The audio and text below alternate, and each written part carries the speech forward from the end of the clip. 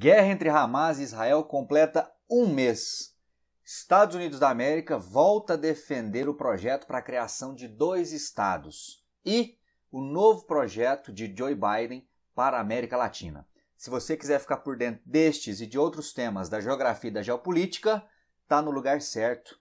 Se inscreve aí no canal, deixa o like nesse vídeo, comenta e vamos lá. Galera, começo falando aqui sobre as 4 semanas que já se completaram desde que o Hamas cometeu aquele terrível ataque contra Israel. E aí, transcorridas aí essas 4 semanas do conflito, o que fica claro para todos nós é que há muito mais dúvidas sobre o que virá do que certeza ou convicções sobre aquilo que já se passou e ainda pode acontecer no conflito. Eu me explico, dou alguns exemplos para vocês para que essas indagações aí ou essas dúvidas fiquem mais claras. Por exemplo, o que será de fato da região da faixa de Gaza à medida que o conflito se avançar? Será que Israel vai conseguir efetivamente eliminar o Hamas? Muita gente, incluindo eu, acredita que isso não será possível.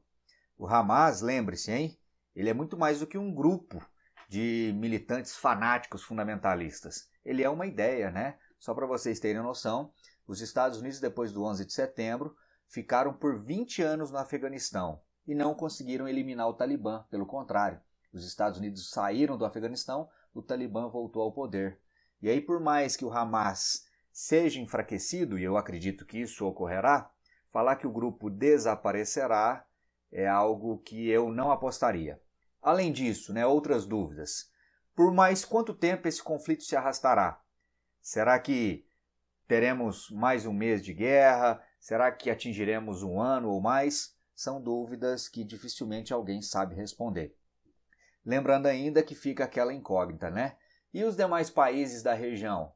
Países árabes ou países islâmicos ali que têm simpatia com a causa palestina? Será que vão de fato se envolver diretamente no conflito? Eu falo, por exemplo, do Irã, falo da Turquia, falo da Síria, da Jordânia. Não sabemos. Então vamos precisar acompanhar aí o noticiário, o desenrolar da guerra, para saber de fato o que ocorrerá. O fato é que o que se sabe com exatidão até aqui, e nem pode se falar muito exatidão porque as informações numa guerra são sempre baseadas no interesse daquele que as divulga, né? Então nada impede das informações chegarem distorcidas também no noticiário. Mas o que chega para nós até aqui é que no lado palestino já são quase 10 mil mortos, ou mais de 9 mil mortos, numa guerra de um mês. Só para ter noção, lá na guerra entre Estados Unidos e Ucrânia, ou melhor, Rússia e Ucrânia, são 9 mil ucranianos mortos em 1 ano e meio de guerra. Então, assim, os números de óbitos na guerra entre Israel e Hamas são absurdamente elevados, sobretudo de palestinos. Do lado israelense, a maioria das mortes foram no dia do ataque, no dia 7 de outubro. Cerca de 1.400 mortos. A maioria, quase a totalidade, civis, pessoas que estavam naquela festa, rave, e há também um número de aproximadamente 240 pessoas que continuam sendo mantidas reféns pelo Hamas em lugares desconhecidos dentro da faixa de Gaza. Então, as informações não são, e os prognósticos não são também nada animadores sobre o conflito. O secretário de Estado dos Estados Unidos, Antony Blinken, ele havia voltado a viajar, a visitar Israel essa semana, e aí, aproveitando que está ali na região do Oriente Médio, ele se encontrou também neste sábado com o presidente da ANP, Autoridade Nacional Palestina, que é esse senhor aqui à direita, é o Mahmoud Abbas, que é quem é reconhecido internacionalmente, inclusive por Israel, por Estados Unidos, pela ONU, como sendo o líder maior, o líder principal dos palestinos atualmente. É ele quem responde como sendo o presidente da Palestina. Lembrando sempre que Palestina não é um país, é um Estado observador não membro da ONU. Beleza? É assim que a Palestina é reconhecida pelas Nações Unidas. E aí, Mahmoud Abbas, falando em defesa dos palestinos, acusou Israel de cometer genocídio. E aí, o Antony Blinken prometeu aí o engajamento dos Estados Unidos na criação de um Estado palestino. E aí fica também a dúvida, né?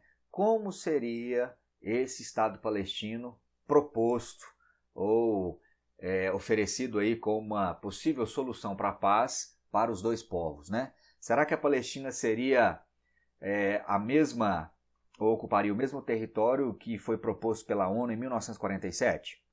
Se sim, então a Palestina envolveria ou abrangeria, por exemplo, toda a Cisjordânia, que é uma região hoje praticamente dominada por Israel. Israel aceitaria abrir mão da Cisjordânia?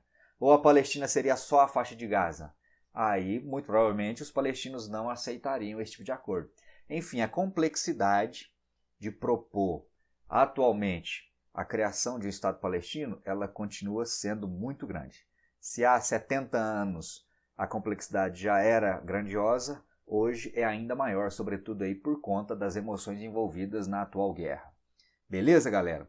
O Antony Blinken ele continua o tour pelo Oriente Médio. Hoje, domingo, ele iria até o Iraque, depois ele seguiria para a Turquia. O presidente turco, inclusive, que recentemente declarou aí o seu apoio ao Hamas, negando, por exemplo, que o Hamas seja um grupo terrorista, mas sim somente um grupo que defende os interesses dos palestinos. Beleza, beleza? Nesse embalo aí, né, dos acontecimentos da guerra, no sábado, o secretário, ou melhor, o assessor especial para assuntos internacionais do Brasil, esse senhor aqui da imagem, ó, Celso Amorim, ele telefonou para um alto político, né, um alto membro do governo dos Estados Unidos, o Conselheiro de Segurança Nacional dos Estados Unidos, para pedir ajuda do governo dos Estados Unidos para conseguir liberar os brasileiros que continuam presos, continuam retidos na faixa de Gaza.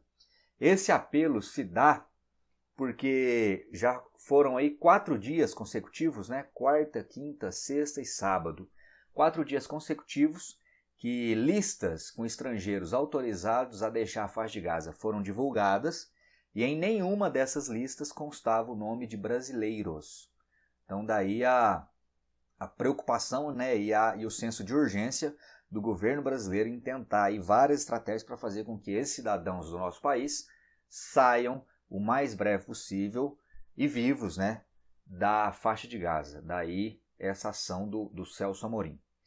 E aí, para piorar a situação desses brasileiros, hoje, domingo, o Egito divulgou que não irá mais, pelo menos não hoje, ou talvez nem amanhã, não vai lançar ou divulgar novas listas com nomes de estrangeiros autorizados a deixar a faixa de Gaza. Segundo o Egito, essa decisão seria uma forma aqui, ó, dá uma olhada no subtítulo, de retaliar Israel em função de Israel se recusar a permitir a evacuação de palestinos feridos. E aí o que motivou isso, galera? No sábado, havia um comboio de ambulâncias que estava saindo da faixa de Gaza em direção ao Egito, levando estrangeiros, em tese, né? Levando em tese estrangeiros que tinham sido autorizados a deixar o país, deixar a faixa de Gaza em direção ao Egito para receber tratamento médico no Egito. E esse comboio foi atacado por Israel. Israel assumiu a autoria desse ataque aí ao comboio de ambulâncias. 15 pessoas morreram, pelo menos, né? Segundo informações do Crescente Vermelho. E outras tantas pessoas ficaram feridas. E aí o que Israel alegava? Israel alegava que dentro de uma dessas ambulâncias estava um dos membros do Hamas, certamente ferido, estava tentando se infiltrar no meio dos civis para buscar ajuda no Egito, tratamento médico no Egito. O Crescente Vermelho, que é essa organização médica humanitária, negou que existisse aí um membro do Hamas infiltrado dentro das ambulâncias. E aí, mais uma vez, fica aquela guerra de retórica, né? De um lado, Israel fala uma coisa, do outro lado, outros atores dizem o oposto. E aí, dificilmente, a gente consegue ficar sabendo o que é verdade. Lembrando sempre, né, que numa guerra é muito comum esses discursos, e não são raros também os blefes, as mentiras, porque afinal de contas estamos falando de uma guerra. Por mais que existam regras internacionais que servem para reger a conduta dos países numa guerra, sabemos que isso na maioria das vezes não acontece. Até porque um dos lados envolvidos nessa atual guerra nem Estado é, né? É um grupo fundamentalista que é o Hamas. E aí eles não seguem qualquer norma internacional, humanitária, norma de guerra, assim como aparentemente o Israel também não tem seguido. mas vamos continuar acompanhando aí para ver o desenrolar de todos esses fatos. O fato é que brasileiros continuam presos em Gaza e aflitos, porque quanto mais o tempo passa, mais difícil fica de ter a certeza de que eles conseguirão ou não sair vivos da faixa de Gaza. Nos últimos dias, o exército israelense anunciou que fez um cerco total à cidade de Gaza, a principal cidade da faixa de Gaza. E aí, a tendência de agora em diante, pessoal, é que diminuam os bombardeios, ataques aéreos, pelo menos nessa região norte da faixa de Gaza, onde fica a cidade de Gaza, e aumentem os confrontos diretos, confrontos ali em terra mesmo, o que muitos chamam aí de guerrilha urbana. E aí, os militares israelenses temem muito passarem aí por surpresas desagradáveis, porque quem conhece o terreno é o Hamas, são os militantes do Hamas e não os militares do exército de Israel. E aí, infelizmente, muitos civis continuam dentro da cidade de Gaza. Então, é provável que continuemos aí nos próximos dias, semanas, ouvindo relatos de muitos civis que, infelizmente, continuarão a ter suas vidas ceifadas aí por esse conflito. Não bastasse toda a tensão na faixa de Gaza, a tensão em outras regiões de Israel continua elevada. Na Cisjordânia, são constantes os confrontos entre militares israelenses e palestinos. Já são cerca de 150 palestinos mortos também na faixa de Gaza. E no norte de Israel não é diferente, né? Aí os confrontos são com o Hezbollah, que ocupa ali o sul do Líbano, o país que faz fronteira com Israel.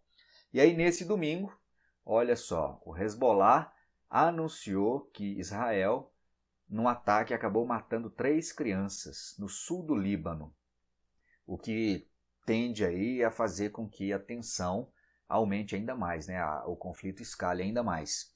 Esse moço da imagem aí, ó, é um dos líderes do Hezbollah.